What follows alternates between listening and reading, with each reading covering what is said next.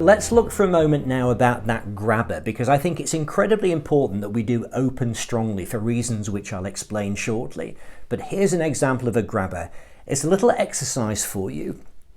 And go with me here, and again, just pause for a while you do this exercise. Don't jump forward, because the answer to the question that's posed on the next slide will be revealed in the following slide, but it will spoil the exercise if you jump ahead. So just go with me here.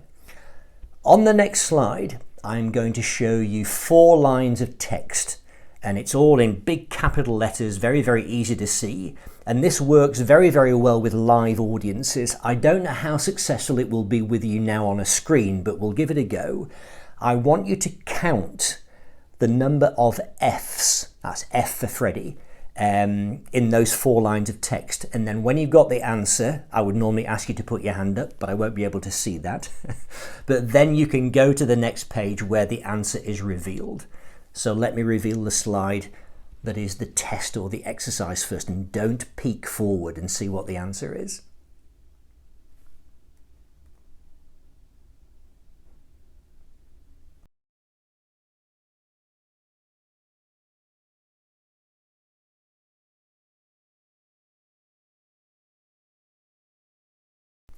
And here's the answer.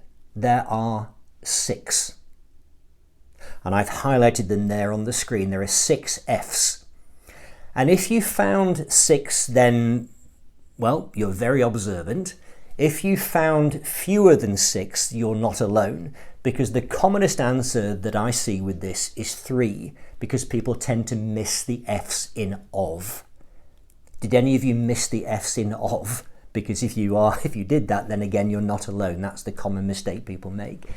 So the reason I mention this exercise is because it could be used as an opener, as a grabber.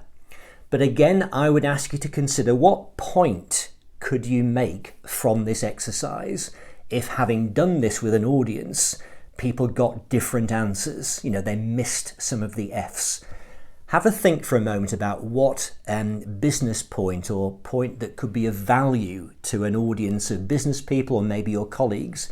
What point could you make from that exercise that reveals the different results and not seeing all the F's?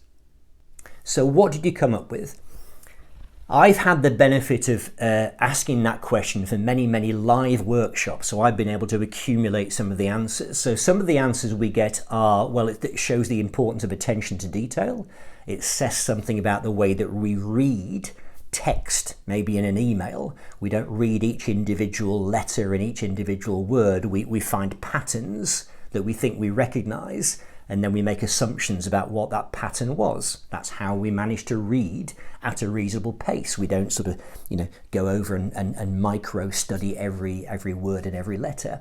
But of course that can lead to misunderstandings. And then it could be about the fact that what we think we've said, let's say in an email, is not always what's received by the people who've opened it. And therefore you get miscommunication. So this could be about the importance of clarity in our messaging.